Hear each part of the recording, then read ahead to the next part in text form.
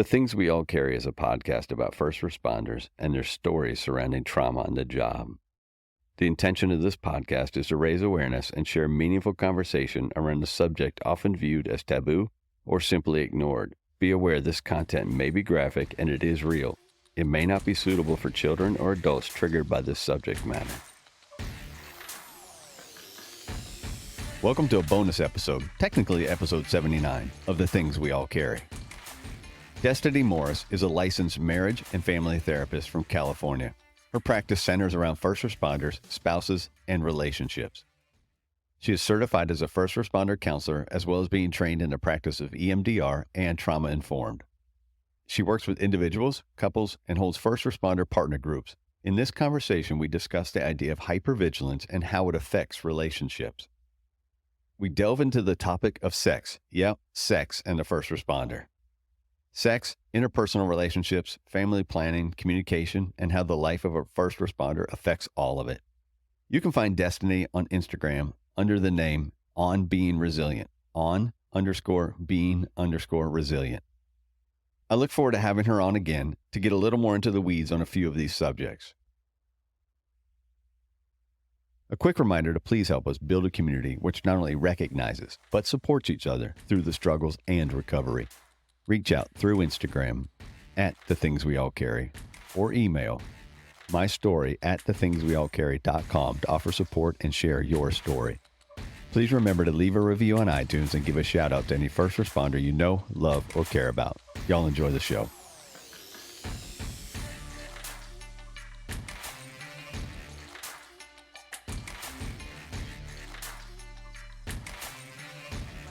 Marriage and family therapist. Okay.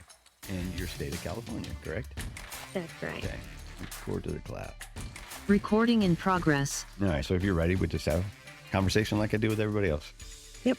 All right. So I want to welcome Destiny Morris to the show. She's a licensed marriage and family therapist, and she is in California. That's where she's joining us. I assume you're joining us from your home? Yep, that's right. I work from home. I'm in my home office right now. Perfect. How are you this morning? I'm good. I'm just waking up. I've got my cup of decaf.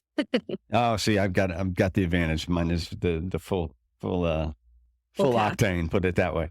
But yeah, again, thank you for joining me. I appreciate it. And we've talked briefly on Instagram about kind of what we want to talk about. And then I think this will be an interesting show, and let's see where we go.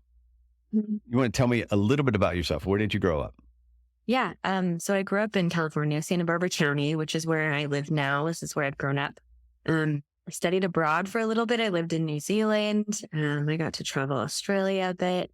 I've lived in Santa Barbara, kind of been a little bit all over when it comes to college. And I did a lot of extra college. I have 2 bachelor's degrees. One is in theology and the other one is in clinical psychology. And then my master's degree is also in clinical psychology. And I guess what got me into the first responder sector is my dad worked for the sheriff department growing up. So I'm a daughter of a police officer. And then while I was in grad school, I was dating a fireman. So that really piqued my interest in a lot of things I would see with him. And even though I'm not in that relationship anymore, it's kind of something that just stuck with me. I feel like I understood the culture well because I'd been in it, grown up in it. And now it's my whole heart. I think most of my practice is first responders or first responder family members. So before we get down that road with what we want to talk about, let me ask you one quick question. What's the last song that you heard? Oh gosh, like on my Spotify? Yeah, whatever. I think I'd have to look. Is that okay? Can I cheat? Of course you can cheat. You know what? It says here the song I was listening to is Bad Habit by Steve Lacy. Don't judge me because I don't even know what that is. It was just on random and that's what was last? I have giant playlists. I'm very eclectic. Music is very important to me. My workout playlist is like 5 hours long. I've got one that's titled Good Shit. That was like 6 hours long. I have them on what's it called?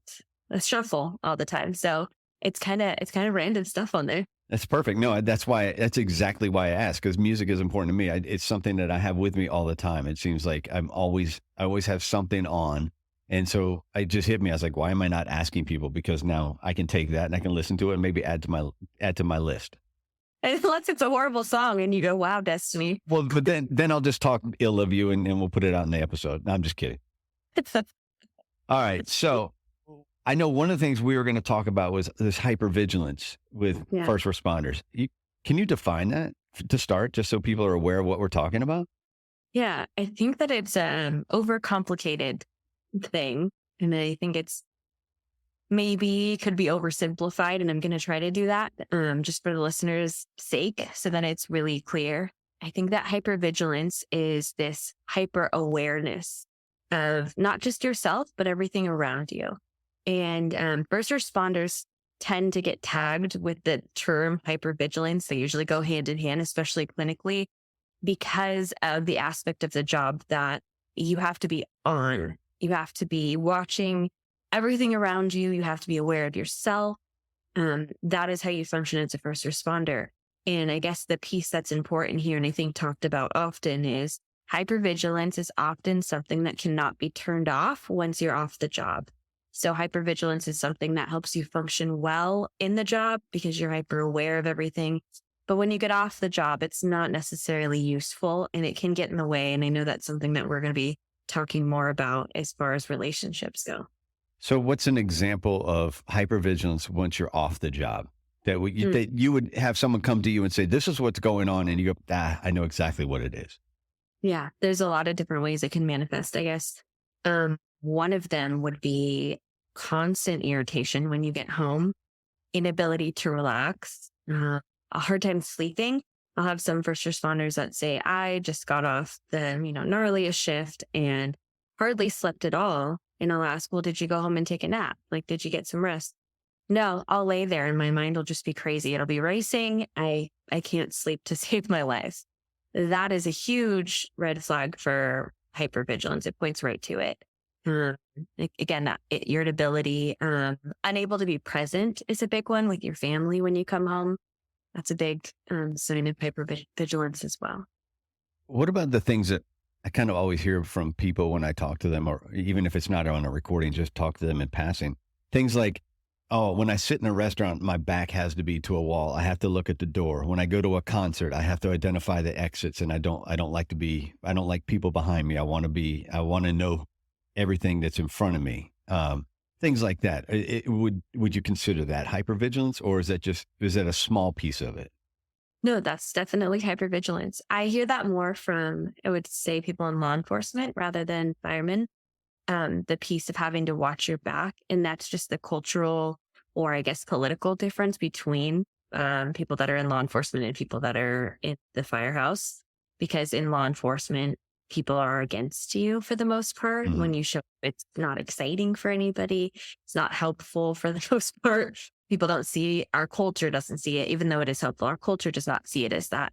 And so having to watch your back, having to watch your surroundings is really the basis of being a first responder in the law enforcement realm. Whereas very similar for people that are in the firehouse. I think that I've definitely seen people hypervigilance in that way, but maybe not as much because they feel more protected or more politically, I guess, accepted or culturally accepted in what they do. It's funny you say that you see that in law enforcement more, but I guarantee you this: if you go out to lunch with a bunch of firefighters, they're going to fight you for the seat that puts their back to the wall. Oh, I could see that. Yeah. So being aware. Yeah. Yeah, it is all about like you said, the awareness, and I kind of hear it all the time, and that's why I wanted to ask about that one. Yeah, hypervigilance, absolutely. So when someone comes to you and you see that is the issue, there's this hypervigilance going on, what are you doing with them? Well, first talking about it and normalizing it. I think that's the first step. It needs to be talked about more because I think a lot of first responders, especially relationally, they'll struggle with these things and think, gosh, what in the world is wrong with me? Why can't I sleep? Why can't I relax? Why am I not able to connect with my partner? And for the first responder partners who I also get in therapy, they'll come into session and say, oh my goodness, my spouse, it just really struggles to remember things, to be present, to relax. I can't connect with them. It just feels like they're always on the job. That would be the first thing, is to stem it back for them and say, hey, this is what you're going through. We call it hypervigilance. This is what hypervigilance is. I think that takes a little bit of the weight off of it. After that, we will then begin to process the stuff on the job, because hypervigilance, unfortunately, is not something that anyone can just erase. It's whenever we look at something that we want to get rid of or minimize, we have to look at why it's there in the first place. And the reason that these traits are there is because they serve a purpose and they have a positive side to them. So if we think about the positive side of hypervigilance, it's the ability to be very aware of yourself and your surrounding, which is important as a first responder. It's if not the most important thing. Being able to see what needs to get done and getting it done. That's the very important thing. Also, the aspect of being able to shut off your own emotions and turn on this first responder mentality of, see what the problem is and address it without your own personal bias or emotions getting in the way. So I cannot erase hypervigilance because it's an important asset to the job. But what we can do is we can start to unpack some of the stuff in the job, and that can help separate work from home, and talking about, learning how to decompress better, coping skills for decompressing. Those are key to helping with hypervigilance, like helping people to decompress and come down from their shift a little bit smoother. In a way, is it kind of like harnessing the hypervigilance? So you're taking it and you go, okay, this is not a bad thing, but let's apply it in the right way. Yeah, let's keep it in its box and not let it bleed into things that are it's not helpful for, right? Yeah, absolutely.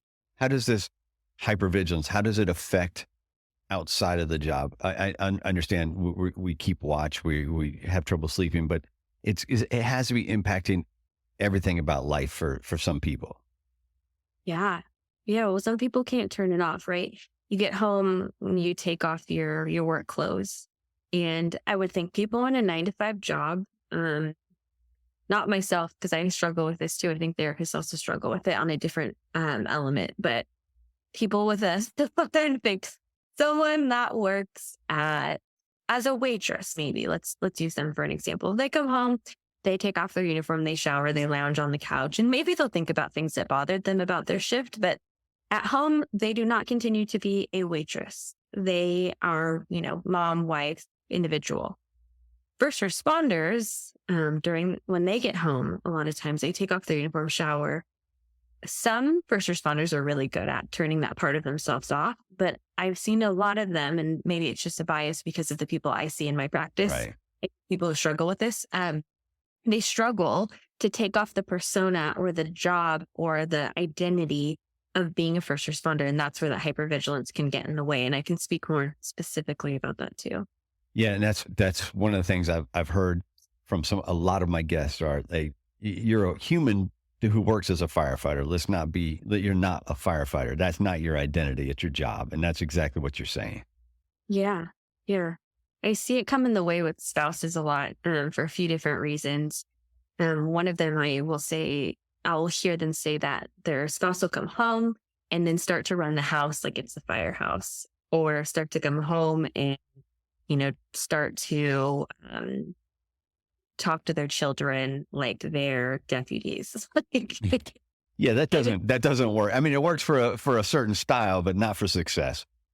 No, not for family. It doesn't. And it's a big transition for the spouse at home. And they go, whoa, that's not how we talk to our children. That's not how we talk to each other and communicate. But it's what the first responders used to, because they do it probably more often than they're at home. Well, not only that, but the spouse has been home for whatever length of time their shift was, for their loved one's shift was. And now that person's coming home and the spouse is also trying to find a way to reintegrate the house with the loved one, correct? Absolutely. Yeah. So that makes it even trickier when you have the two and then you have this hypervigilance. Yes. So what are the ramifications for relationships? A lot. What I hear, and I'm sure you do, the stigmatized, first responders have such a high rate of divorce or relationships not working out. And I think that we look at being unfaithful is one of the top reasons why. And it is one of the reasons, and just like any relationship. But I think that hypervigilance plays a role in this too. I think that hypervigilance can push people away from each other. Hypervigilance can make the first responder feel misunderstood. And it can also make the partner who's at home feel distant and like they can't do anything to connect with their partner again, because that's the basis of a relationship, right? Being able to connect together. Talking more on that, intimacy is a big one, where if you are hypervigilant, you are physically unable to be emotional or intimate with your partner. And I don't know if you've heard this before, and I know that every first responder will cringe when they hear it, because especially men, because it's not a fun one to hear, but it's very true. There's a lot of science behind what it is, but a lot of first responders really struggle with erectile dysfunction. And the reason being is that hypervigilance, if you're unable to turn it off when you come home, you're unable to turn on the emotions, like I said, and the ability to connect on that level. Because you can't have that on when you're at work. Right. That's off, right? Like that would get in the way. Imagine if your emotional switch was on when you go to a call. No, it would definitely hinder performance on the job. On the job, and hinders performance off the job. Exactly. Yes. Yeah. So in your practice, is that a main focus, intimacy with couples of first responders, or first responder based couples, I guess we can say? Yeah. Recently, yes, I am not a sex therapist. I'm actually looking into what it would take for me to get the proper training done. I think you have to be licensed for 5 years, and I'm not quite there yet. So I've got some time, but this is a topic that I'm very passionate about and very comfortable talking about. And I think that sex has I know it does. Culturally, it has this like uncomfortability about it. People don't want to talk about it. Very similar to mental health. And so because I talk about it quite often on my Instagram and in my first responder partner groups and on different podcasts, I would say that a lot of my clients who are first responders are coming to me with intimacy issues or questions that they feel like they have not been able to go elsewhere. And I will just speak for myself as a therapist, but sex is such an integral part of who we are that even when they don't come to me for that, I'm sure other therapists have seen this as well. It always comes up somewhere down the line. Once we're comfortable, I will hear something about, the intimacy or sex. So yes, I do see quite a bit of this. And I guess one of the spots to start, and correct me if I'm wrong, for some people is define intimacy. Mm-hmm. Yeah, that's a hard one, right? It's like defining love. It's right. So what, when you talk to clients or couples, what is intimacy? I would have to say that most people that I see would define intimacy as a closeness. Again, it's hard to put in a box, right? I guess it's more of a feeling than words, but it's a closeness or a togetherness or an understanding of one another. Like I said, I think that's integral for a part of a relationship. So you mentioned that you had some bullet points that you could hit on these subjects. So let's get down some of those. What are some of the bullet points to this? All right, buckle up. You ready? Yeah, of course I'm ready. Let's do this. So one of the top ones I see is mismatched sex drives. And I think that this is huge, where we have this really small window of time, depending on what kind of a first responder you are. And, I see this a lot in fire, but also in law enforcement, especially military. Oh my goodness, where they have this tiny small window of being able to come home. And in that window, you're supposed to decompress. You're supposed to spend time with your family and friends. You're supposed to get household things done, projects, help your spouse with that they weren't able to do on their own. You're supposed to talk about finances. You're supposed to continue arguments that maybe weren't continued or finished, kind of swept aside for now. And you're supposed to have sex, all in maybe a 3 to 5 day span, maybe less, depending on if you're in wildland or if you work for CAL FIRE. Right. Or if you're gone, right? Right. And to add to that, like my schedule is 24 on, 24 off, 24 on, 24 off, 24 on. So in those 2 in between days, you're supposed to squeeze all of that in, or you Yeah, let it yours. sit for 5 days. So yeah, I get that now. Yeah. Yeah, yeah. Hearing your schedule, that's a difficult one. It's the perk of it is that you probably have more time with your people on your days off. That feels more, I guess, routine, where you're not waiting longer periods of time. Well, and So, then we get 4 days off at the end of that, so that got it. helps. It's not ad nauseum day on day off, but we get the 4 days off. But Sure. it's a whole set of obstacles there in itself. Yeah, yeah. Having to adjust back and forth really quick. Right. Yeah, that's the biggest one I see. But yeah, for intimacy, mismatched sex drives is a really big one where, because what I was saying, because we have such a small window of time, you really don't have a whole lot of options. So maybe you are a person that prefers to be intimate in the morning or in the afternoon or the evening. You don't really get a lot of choices there because you have these really small windows of time to squeeze everything in. And so a couple factors here. Let's say you have, and I'm thinking like heterosexual relationship here, and I tend to think of the woman as the person that stays home, but that's not always true. We have female first responders, obviously, and so if you're listening, please apply this to what you are. But I will use this as the example. Let's say your wife is at home and she has children, and whether she works from home or goes to work or stays at home, it is very common for a woman to feel touched out. I don't know if that's a term you've heard before. No, I haven't. The term really comes from, I don't know where it originates, but what it means is when a woman is constantly touched and grabbed and mommy, and pulled. Yes. When spouse comes home, and maybe and it's different, right? So some first responders will come home and be like, I would love to connect intimately. I've been thinking about it. I just want to reconnect with you. I've been away. Some first responders will come home and go, do not touch me with a pole because I feel like I need to sit in silence and I don't want to be there. So it depends for who you are. But for the spouse that's touched out, they definitely do not want to be touched when they get home. So that can be a challenge for the first responder who comes home that wants to be intimate and reconnect. But that wife or that, person that's at home, maybe with children, is like, I need some time to decompress without being touched. And that can cause some conflict in relationships. It can go the other way around too, where the first responder doesn't want to be touched. I have a lot of first responders who their way of decompressing is sitting on the couch after they shower and just sitting in silence. And that's what they need. Mm-hmm. And then the other side of that is if there is not good communication, and communication is really the umbrella here. If there's not good communication, then the partner of the first responder is going to start to feel insecure. Why are you not wanting to be intimate with me? Are you not attracted to me? Did you not miss me like I missed you? Right? Yeah. What's wrong with me? Yeah. Or is there someone else? I think that's a Right. big one too. Yeah. So, okay. So mismatched, well, you said sex drives basically, correct?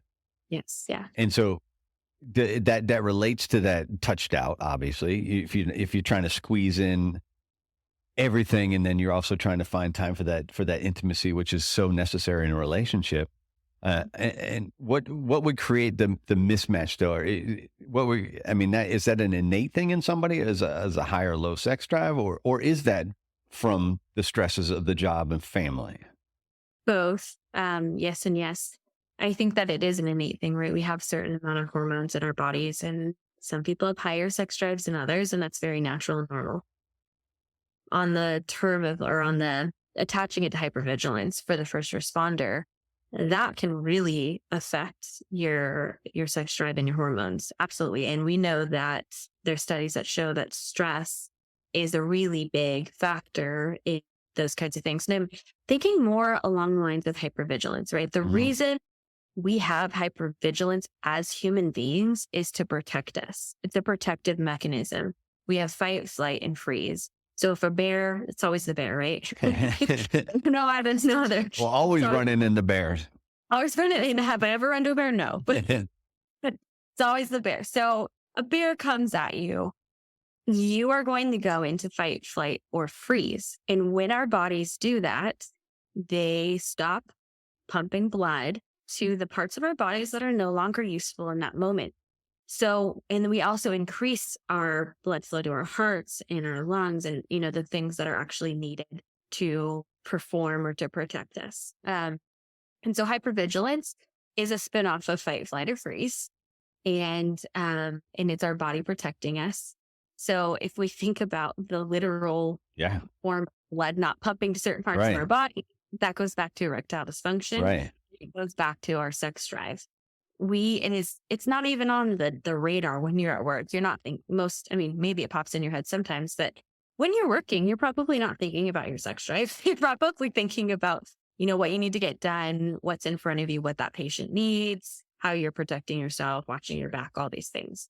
So because that goes on the back burner, it takes a long time sometimes for the first responder to get that back up to something that's even on their radar. So if you just come home and your wife is like, oh, I really want to be intimate with you, you might go, oh, I'm unable to, even though I want to. Maybe logically you want to, but physically you might not be able to because you're still in that fight or flight mode. You're still in the bear's chasing me mode. It's not part of the system functioning. Do you ever see the opposite? Yes. And I think what you're asking, I see people that use sex as a coping mechanism. Is that kind of what you're... Well, yeah. Or do you have couples that they come in and go that his or the firefighter or the first responder sex drive is elevated where the spouse is maybe subdued or muted a bit, and is there an explanation for that? If that's even, I don't know. I don't know if that's prevalent. Oh yeah, I see all kinds of stuff. It's different for every couple. Yes, I have seen that as well, and this goes hand in hand. It's a really important topic, and this is probably where I get most of my male clients. And I will say that most of these sessions are phone sessions because there's a lot of shame and embarrassment. Mm-hmm. They don't want to be seen, and that's totally fine. You can do therapy over the phone and you don't ever have to look at your therapist if you don't want to. But that right there, I think really speaks into the topic of pornography addiction and sex addiction. And those right there are extremely high with first responders. And the reason being is because there's this high risk, high reward mentality. And that is something that first responders thrive off of on the daily, right? You're always being put into these not always, but a lot of times more adrenaline situations. It's something that you function well and you're used to it. So there's this draw of things like pornography or sex addictions. And infidelity goes hand in hand with this too. And I think that this is the element where they have the stereotypes of, first responders have more, higher rate of divorce because of cheating. I think that it actually isn't because first responders are innate, like they're not cheaters. I think it's because there's this high risk, high reward mentality that can be really, it draws first responders in. Interesting. Yeah. So a couple comes to you. What do you do with this mismatched drive? Mm-hmm. Communication. It goes back to that. So it's always always communication. Yeah, always a bear, always communication. These are just like the standard golden rule. So around communication, and these are the kind of the more tangible tips I would like to give anyone that's listening to this or has struggled with it is, so for the first responder, I'll give you both perspectives. For the first responder that comes home and let's say they are not ready to be intimate because they need some time to decompress. Or I've had first responders that will start to get intimate and then get flashes of what they saw at work. And that's a mood kill, right? Like no one wants that. Yeah, that would be a buzzkill. Absolutely. Yeah. You're like, ooh, that's not supposed to be there. And that goes with compartmentalizing. So if I had a first responder that struggled with wanting to be intimate and the partner is feeling like, do you not like me? What is wrong? The communication I would really love to see, and I would try to teach them to communicate better with themselves and to each other, is for the first responder to tell their partner, hey, when I have hard shifts, I'm going to send you a text or a call on the way home and let you know that I need extra time to decompress. It is not because I'm not attracted to you. It is not because I'm seeing someone else. It is not because I don't want to be intimate. It's because I need this time. And what that does is it gives the partner reassurance that it's not them, that they're not the problem. So that would be the very basic when we hear it. But a lot of couples struggle with that communication. the first responder that shut down, the last thing they think about is communicating with their partner that they're shut down. Yeah. Yeah. How do you express your shutdown when you're shut down? Exactly. Yeah. But I would say express it before you shut down if possible. Check in with your partner before.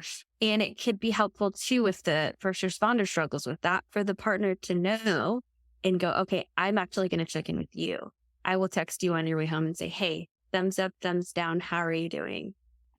So that there's another thing too is I see a lot of people that get their expectations up really high of the partner of the first responder. And then there's a lot of disappointment when their expectations are not met, whether that be met with excitement at the door and maybe the first responder comes in grumpy because they haven't slept and had a bunch of stupid calls in a row, whatever the case is, the expectations need to be appropriate or there's going to be disappointment involved. So how do you mitigate some of this? How do you, on the first responder's part, so you're at work and you know that you're starting to realize there's some hypervigilance and you're worried about this performance at home and your inability to provide intimacy to a partner. How do they go about saying, okay, this is how I stop compartmentalizing. I reach out, I talk. Are those all the issues, like talking and reaching out and sharing? Or is there another way of helping? Well, I guess I'm biased. Oh, of course, yeah. I'm asking a therapist to tell me what's the best thing, of course. I just don't, I guess, did that question make sense, first of all? I think so. Yeah. You're asking what other things besides like talking and communicating can be helpful. Is that what you're saying? Yeah, I guess what can a first responder do for themselves before, in addition to the talk?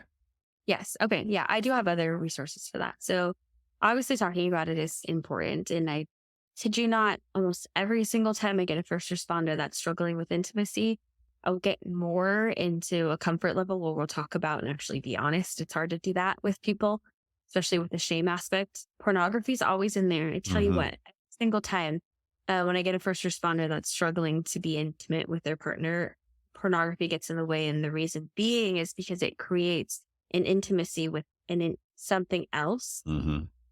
It creates distance from your partner every single time.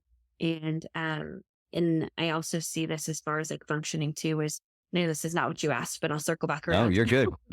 Is when it's kind of like any kind of substance use, right?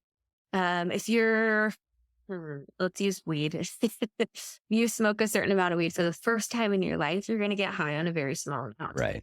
Over time, if you become a pothead, you're going to need more weed in order to get the kind of high you want. Same thing with sex. If you are used to having this high risk, high reward, high adrenaline type of sex through pornography, then when it comes to sex with your partner, you will not have that same satisfaction. And a lot of times that results in erectile dysfunction or being unable to have a desire for your partner because of the things that you are regularly putting in that space. Circle back around to your first question, decompressing. Decompressing is important and almost just as important as communicating, honestly. And so having this, like, I like to call it a defrosting from your job and then revamping up again or thawing out and getting through again to go back to your job. There needs to be a routine there. And the routine can change depending on what kind of shift and how much sleep you got. But there has to be something that you fall back on when you're coming back home from your shift. That's important. So in my layman's brain, let me try to work this out. So I know I'm getting off at 6 a.m. My routine for me is I don't listen to anything in the car on the way home. I have about a 45-minute drive home. That is my time to kind of just sit in it. It could be nothing. It could be that we ran 2 calls the day before, but I'm just tired and I'm just kind of focusing on what I'm going to do for the rest of the day or for that day. Or it could be me going, okay, let me process some things. Let me think about some things here, or I do some breath work or something along those lines. So that's quickly become a part of my routine. It's the same on the front end of going into work. I don't listen to music or podcasts on the way in because I don't want to. I just want to go in with that fresh head, fresh brain. And then that kind of sets me up for a little bit of success on both ends. Is that what you're kind of hinting at as a routine? That ramping Yes. up and ramping down? Yeah. And that's great if you have time to commute, but I know some first responders live 15, 20 minutes from their I job. wish. Well, you say that, but I know the driving sucks, but No. also driving gives you some time. It also gives you distance. And I think that's a very important thing because I did used to live 15 minutes, or not even 15, 5 minutes from my first due. And I would hear my units on different shifts go out on that day. And I was always connected to what was going on at work. Yeah.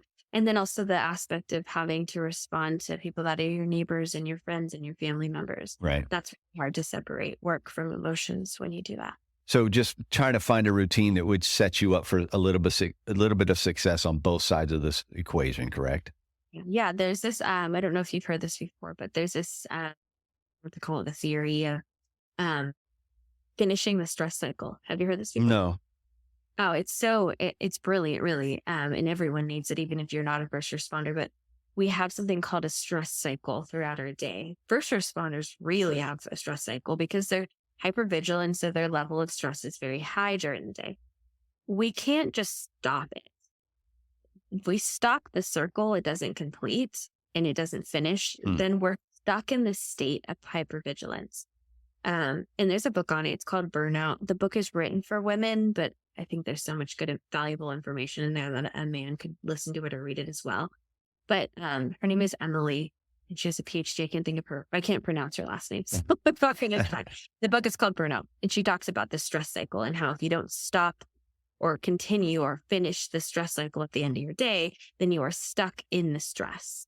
And then you wake up the next day and you pick up where you left off. Mm-hmm. So in order to finish the stress cycle, we need to do something that completes or kind of like slows the roll down a little bit. Mm-hmm. And that can look like a lot of things, like you're saying, sitting in the car, decompressing. Breath work is great. Exercise is one of the top things she talks about, how a lot of times it's a physical kind of release of energy that we need to be doing. But obviously, if you haven't gotten sleep, the last thing you're thinking about doing is going and getting a workout when you finished with your shift. Walking the dog, going for a walk before you get in the door.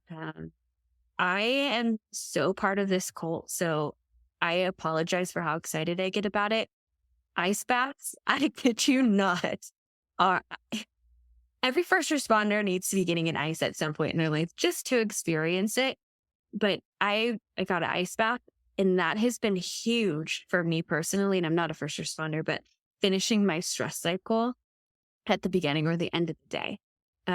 It shocks your nervous system into really irregularness, right? And I think that could be something that's really helpful to integrate into a first responder's habit of decompressing as well. Hey guys, a quick break right here just to check in and thank each of you for listening to the show. Your support has been paramount, and I appreciate all of you. I have one request, though. I need you to share the show with everyone you know. Help me get the word out and spread these stories as far and as wide as we can. While you're at it, please leave a review of the show wherever you happen to listen. Feel free to reach out to me at any time to share your story, to talk, or to pass on suggestions. Let's get on with the rest of the show. You stole my thunder. I was going to ask you about your ice bath. So you stole my thunder. I could talk about that. I'm obsessed with the ice baths. Have you tried it before? No, I haven't. Just cold shower type thing, but not an ice bath. And I need to, but I actually copied your code off of Instagram this morning. So that's why I wanted to talk to you about it. And so, but I can go back and forth via messenger with you about that. So, but yeah, I think it's actually, you're seeing it more and more in fire stations in my department right now. So there are a few that actually have them and they schedule a day on the tour to do it because they're using ice and it's a little cost prohibitive so they are starting to be more prevalent. I think between saunas and ice baths, those are two things that should be in every firehouse from this point forward. Oh, absolutely. So I have both in my house and I feel really like bougie. But I found an infrared sauna for under $2,000. I think it was like $1,300. That's really nothing for what you get from it. That's what I'm saying. Yeah. If you can invest that into having one, it's in one of the bedrooms of my house. It has light therapy in it, red light therapy, which is been to actually help with testosterone, and it can help with other hormones, and it can help with our skin and our cell turnover. That's huge. But going back to the ice, something really interesting. I've been really nerding out hard on this. And I have a little highlight on my page. I think it's titled like ice bath or cold plunge or something, where I posted all of the videos about this. I think something that's really important for first responders to know about taking cold plunges or ice baths is it actually resets your dopamine receptors in your brain. Okay. Yeah. So especially someone that's struggling with pornography, or someone that feels like dopamine that zapped out their dopamine, maybe you spend a lot of time on your phone. Anytime we get into the ice, it resets our nervous system, but it also resets our dopamine. And so those things are really important. It also helps us with our serotonin levels. And this can help the first responder who feels very hypervigilant, that struggles to sleep or get relaxation after they come home. Well, obviously, then it has more benefits than I didn't know that about the dopamine. So that's fascinating. Yeah. Yeah. There's, I know this is like extra nerdy, but, and I'm sure everyone listens. Have you listened to what's his name? Andrew Huberman? Yeah. Yeah. Yeah. I listened to it was like a 3-hour podcast. They all are. It's an investment. Yeah. I listened to it in increments over a couple of weeks, but he had the scientist who actually originally did the study on the cold, she calls it winter swimming. And she talks about all the different aspects of it. It helps with obviously muscle soreness, and it also helps with muscle regrowth quicker because you are getting more recovery. And interesting along those lines, I see that is yours a smartwatch or a normal watch? No, it's a smartwatch. It's a Garmin. Garmin. Okay. So I don't know if the Garmin does this. I have the Whoop. Yeah. And it will give me my recovery based on activities I've done. Does yours do that? Oh, yeah. I used to wear a Whoop as well, but then I couldn't justify the two of them. So I went with the Garmin because for me, it has more functionality, but it does a body battery. It's the same thing as the Whoop recovery. Well, you have a face on that, and I like that too. That's probably nice to actually. I can't tell you how many times I look at my Whoop for the time. I'm like, dang it. I used to hear, so you have a watch that doesn't tell time. Cool. That was cool. But it ain't really, because I wear this in the ice baths and I wear this in the sauna. Yeah. And I've done it enough times that my Whoop has actually shown me the science behind my, body temperature and heart rate of what my recovery level is when I use the ice bath versus when I don't. Okay. So there's obviously a lot of science behind it, but I really recommend the ice baths because it's like someone coming up and slapping you in the face and saying snap out of that. It's a full body version of that. That shock initially is really, really, it actually helps with your immune system. It helps you have more brown fat. And I think that that's being talked about a lot. It's a healthy kind of fat. It's the fat that helps our metabolism be faster. So there's so many, I told you I could nerd out. I'll stop now. But there's a lot of kind of really cool benefits of a cold plunge. And I love to see it in first responder houses and in firehouses because it's important. So I know that you're limited on time this morning, and we got one bullet point out of the way. You want to pick another one? Yeah. Well, I mean, really, in that one bullet point, we talked about quite a few things. Okay. Another big one is planning for a family as a first responder. Yes. It's very difficult. And I'm thinking from a woman's perspective, right? We only ovulate for a few number of days out of the month, and that's when we are able to conceive.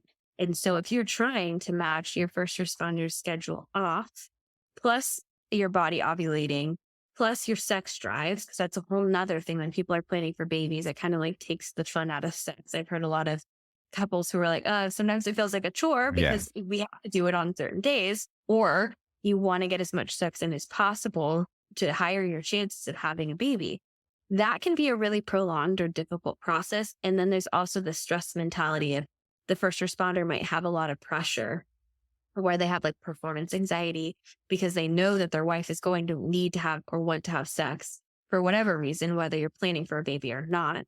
that can cause anxiety for the first responder, and that can cause performance issues too. So that's another bullet point. I think on top of that, I mean, you obviously have the stressors from home, but I think, and you and I briefly spoke about it before we came on air, so to speak. You have, I think, and I'm going to mention her by name. Stephanie White runs that Beltane Guild on Instagram, and she talks about the trials and tribulations just put upon you from a fire department standpoint. As a female or a woman in the fire department, the stresses the department puts on you, the expectations the department puts on you. You know, it kind of goes back to that old adage of, well, if we wanted you to have a child, we would have issued you a child, which is an old school mentality, but it's still prevalent. Mm-hmm. And it's the same thing if you're the male in a relationship and you're the firefighter. There's some pressure put on you when you have a child too, because they don't want you to take it that much time away for paternity leave, or on the other hand, maternity leave if you're a woman in the fire department. Yeah. So, what for you is there a generalized? I don't know how many bullet points you have, and I would love to talk about more, and maybe us scheduling another time and going more in depth on some of these is the way to go. What are you doing with clients? What's your main approach with clients? How do you approach these men and women who come to you and say, help, we can't get along. We can't figure it out. We're not interested in each other, but we still love each other. Sure. For couples therapy, I use I don't know if you've heard of this. It's called Gottman. Mm-mm. Or Gottman method.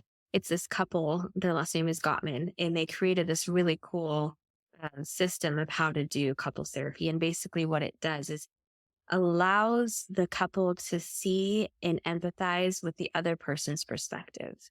And so the layout of it looks like is I will see the couple together for the first session. They'll tell me what brings them to therapy, usually stressful and anxious, and that's normal. There's a lot of anxiety in that first session for the couple. And then after that, I will see them individually once. So I'll see the husband and I'll see the wife.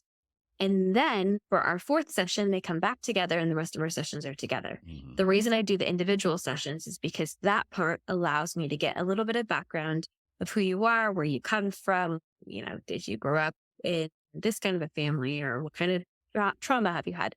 And that will help me to understand them as individuals. So when we come back together, when I hear things, I can go, oh, that reminds me, you brought this up about your childhood. Can you talk more about that? And I will use a lot of the I feel statements. You probably heard this before, right? Where you have the couple tell the other person, their partner, I feel this way, rather than you did this, because that causes the defenses to come up. And then another thing that I use a lot is if the couple just comes in and fights, they're like fetal battle bugs. And I'm like, whoa, we cannot even have a conversation here because it's just, so that's the tension's so high. There's no way to communicate. What I will do is I'll have one person, this is super annoying, and it is for everyone that has to do it. The one person will say what they said, and their partner, I will have them reiterate what that person said in their own word. Right. And that teaches them to listen, and also for that person to feel understood. Exactly. It's like, I mean, we keep talking about communication, but more than half of communication is just the ability to hear and listen. Yes. Yeah. Yeah. Something I liked about the Gottman study is that when they actually did these, they put heart rate monitors on their clients' fingers. Interesting. And they would have it posted in the therapy room so everyone could see heart rates. And when a heart rate went up, they would say, when that person's heart rate is up, they are unable to hear anything saying because they're at an elevated state. So a lot of the Gottman stuff is talking about how to really keep it a very calm environment and to talk about these things without our heart rates getting up. Because when our heart rates get up, that's when we fight and no one's listening to anybody. So how many bullet points are left, do you think? Honestly, like I said, I shoved so many and quickly. I know we could go further on, like the pornography, the infidelity, mismatched sex drives, planning for a child, communication, hyper-vigilance. That's what, 7? Yeah. I shoved them in. Yeah, you did. You did. They were all in one answer, I think. Yeah. So I think I covered like the big ones, and obviously we could with what we have left, we could go into detail about any of them. But Well, what I'm thinking is, I think to go into detail with any of them is another hour. Because I want to pick your brain a little bit. So I don't know if you'd be open to coming back on and talking about it a little bit more in depth, because I think it's something that I've had people talk. Hey, do you think you'll ever talk about this? And I say I had to find the right person to have on. And so if someone who's willing, like yourself, it would be perfect. And if you're willing to come back on and maybe delve in a little deeper, I'd like to do that. oh, absolutely, I would love that. I also do a kind of therapy called EMDR, and I'm not sure if you had people on your podcast Oh, yeah. talk. Well, I've not really talked about it so much as they've talked about it from the standpoint of having gone through EMDR. And so maybe I've had one therapist kind of touch on it briefly, but it's always worth talking about and getting into the weeds about it a little bit. Yeah, absolutely, I'd be honored to come back. I'm going to ask you the same questions I ask everybody, if you don't mind. Please, yeah. All right. So what's an everyday Carrie? And it's something, obviously, you kind of feel like you're kind of naked or lost without if you leave home without it. This is going to sound so dumb, but my dog. Okay. So I take her in so many places with me. she doesn't fit in a purse, does she? No, she's Okay. a miniature golden doodle, so she's like a medium-sized Okay. dog. All right. Well, it's They're not very- it's not as bad as I was thinking when you said that. So that's not horrible. So, dude, is she a companion, or does she offer you comfort as well? Both. So I actually got her to use in offices when I was seeing in-person clients at the beginning of my clinical studying and all of this. And so she's trained as a service animal for my clients. But I work from home now. So now she really just comforts me. Hey, what you get the benefit of it then. That's perfect. She's a companion. Absolutely. So let's talk about a book. What's a book you'd like to offer people to read, and something that's going to bring some value to the audience? The whole bookshelf behind me. Talking about sex, I like the book Come As You Are. It's really good. It's the same author as the woman who wrote the book Burnout that I was talking about, that stress cycle. Okay. I think both of those are really amazing books. And I have a few books on, for first responders. I mean, the typical emotional survivals for law enforcement. Above the Ashes is a good one for wildlands. I have Surviving the Line of Duty. It's a good one. What's this one right here? I have a stack of first responder ones. Breaking the Blue Wall is a really good one too. This one's for cops in mental health. So Okay. if anyone wants any of these books or wants to know more about them, you can always send me a message on Instagram, and I can always send over a picture of that too. Also, and really briefly before I lose you for the day, can you give me some information about Overwatch Collective? Oh, yes, absolutely. So this is a good one. I am a therapist that works with the Overwatch Collective. I was actually their first contracted therapist when they began. It's a nonprofit organization that raises money for first responders and their families to go to therapy. And what they do is they pay for the first 3 sessions in full. So anyone that wants to see me that's a first responder spouse, a child of a first responder, or the first responder themselves, that goes through the Overwatch.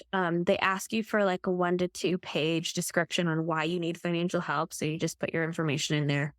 And then you can pick from a list of therapists. I know that Dina was on your podcast, and she's one of our contracted therapists too. There's also male therapists on there, and there's therapists. They're trying to get a therapist in every state. Okay. So you don't have to see me if you go through it, but they pay for the first 3 sessions in full. After that, it's a tiered process. They pay 60% of the first 5 sessions, 40% of the 5 after that, 30%, and it goes down 10% every 5 sessions. And they're really generous in that as well. So any first responder that's wanting to look into therapy but doesn't want to go through their EAP or doesn't want to go through their insurance, that is it kind of acts as like an insurance for them. Awesome. Yeah, I just wanted to get a shout out to those guys because I know what they're doing is some really good work, and some of my listeners probably haven't heard of them. So brief exposure. I've reached out to them before, and so I'd like to reach out to them again and bring them on. And I know that I don't know if they'll get benefit from it, but I'd like to spread the word for them a little bit. Oh, I'm sure they would love to. Yeah, So- they're such good people. Yeah, no, they seem like really good people, and they're busy as can be. I know that. So, but I know you got to get going. You got an appointment in a little bit, and you got to get on the road. So, I do appreciate your time. I'll send you a message and we can talk about another one if you don't mind that, if you're interested. Yeah, it sounds great. Thank you so much for having me. No, thank you. Go enjoy the rest of your day. Thank you. All right, take care. And we're out. Thanks for listening to another episode of The Things We All Carry. Head over to the website, thethingsweallcarry.com for show notes, resources, and to sign up for the newsletter. Until next week, take care of yourselves and remember to check in on each other.